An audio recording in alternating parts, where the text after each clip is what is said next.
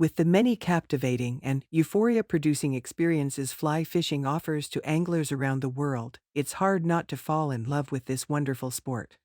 But what in particular makes fly fishing so addictive? Fly fishing involves the use of artificial flies to catch fish in either fresh or salt water. The fly is cast into the water using specialized gear, which includes a fly rod, reel, and weighted line. We will take a look at the basics. So you want to learn to fly fish? Wonderful. Fly fishing is a fun and amazing sport and hobby. It gets you up close and personal with the and peace of nature, yet provides the sporting challenge of outsmarting the fish. Welcome to this fish channel. Watch the full video to learn more about why is fly fishing addictive. 1. Tranquility. It's an understatement to say that our world has become extraordinarily loud, frenetic, demanding, and, yes, angrier and angrier by the minute. From the moment we wake up in the morning until when our heads hit the pillow at night, life comes at us with what sometimes feels like a relentless onslaught of noise, confusion, frustration, and stress. It's no secret that we all long for inner peace and tranquility. When we fly fishers wader up, rig up, and wade in, the world, and all its annoying static, immediately begins to recede. Maybe it's the sound of flowing, cascading water. Perhaps it's the breathtaking beauty of a mountain river valley. Or maybe it's the sweet smell of sage swirling in with the clean mountain air. Maybe, probably, it's all of the above, and more, that gives rise to an unusual sense of inner tranquility that helps purge the soul of its built-up world clutter.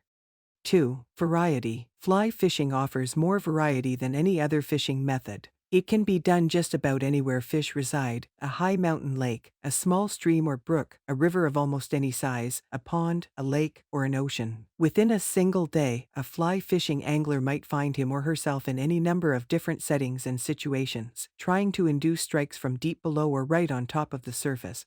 From out in the open to underneath tight, overhanging cover with a single and delicate dry fly rig, a dry dropper rig, or a weighted triple nymph setup. As they say, variety is the spice of life. It's this kind of variety that feeds an angler's daily hope and, in doing so, nourishes the soul. 3. Active. In their mind's eye, many pictures the act of fishing as depicted in American lore: a straw-hatted boy heading on down to the local creek with rolled-up dungarees, bamboo pole or short spin caster, and a coffee can full of worms. Picture Huck Finn, Tom Sawyer, or Opie Taylor, kicking back, snoozing in the summer sun with a long piece of straw in his mouth, a pole propped between his toes, and, at the end of his line, a dangling worm and a bobber. Fly fishing couldn't be any different. As peaceful as it can be, it's a rather active pursuit, requiring attention, concentration, balance, and quite a bit of endurance. A day of fly fishing usually involves a fair amount of hiking to and from the river, fighting a strong current while negotiating one's way over and through slick and rocky riverbeds, enduring variances in temperature, from bone-chilling mornings to wicked hot afternoons, and, at the end of it all, the application of plenty of icy hot on all the requisite sore spots. A full day of fly fishing can be an exhausting affair. So, too, is a day driving the desk. Which one do you think is better for you? 4. Fly fishing scratches our hunter-gatherer itch. As a man, I recognize my Neanderthal-like urge to hunt and gather, survival instinct instilled by Almighty God himself, and one that I occasionally must indulge in to be at one with my circadian rhythms. Fly fishing is the answer. There is something divinely congruent about using a glorified stick, string, and bundle of thread, feathers, and animal fur to hunt and catch my next meal, to bring home the Christmas goose, as it were. And even though most fly fishermen, myself among them, practice catch and release, there is still something deeply gratifying about scratching our hunter-gatherer itch. How is fly fishing different from regular fishing? Whereas other styles of fishing involve casting a baited hook and sinker, or artificial lure tied to the end of a light line, fly fishing is the art of casting a thicker, heavier line into the air, which then drags along the water's surface with an almost weightless fly. That fly is what gives fly fishing its name. It's a light, artificial lure at the end of the fishing line that fish are attracted to. A fly can be an imitation of a fly or another insect and will differ in size and shape depending on what you're hoping to catch. What's the difference between bait casting and fly casting? Bait casting and fly casting require very different techniques. They also require different hardware to deliver their payloads to the fish.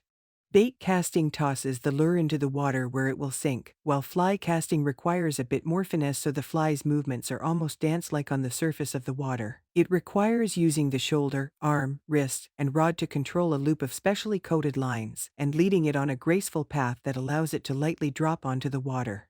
This is called presenting the fly. Then, it is either allowed to drift into an area where fish are feeding or made to move through the water to mimic live fish food. What do I need to get started? Getting started with fly fishing requires a beginner to procure some specialized tackle, gear, and clothing. In addition to all the stuff, there are some important skills to acquire. You can get these from an experienced angler willing to teach you, or by taking classes.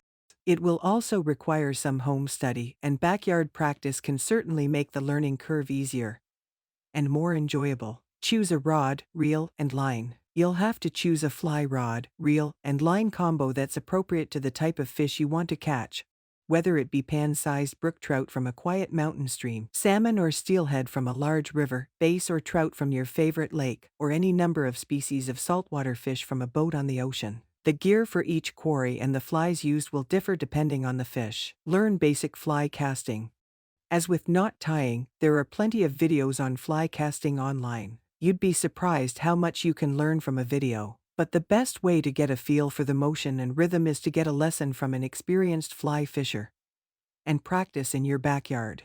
Use an old fly for practice. Fly casting is all about precise movements of your arm and wrist, which cause the rod to flex and transfer momentum to the line. The most important skill to master is the variable application of power to the casting strokes and the abrupt stopping of motion, which allow you to control loops of fly lines as they travel back and forth through the air behind and in front of the angler.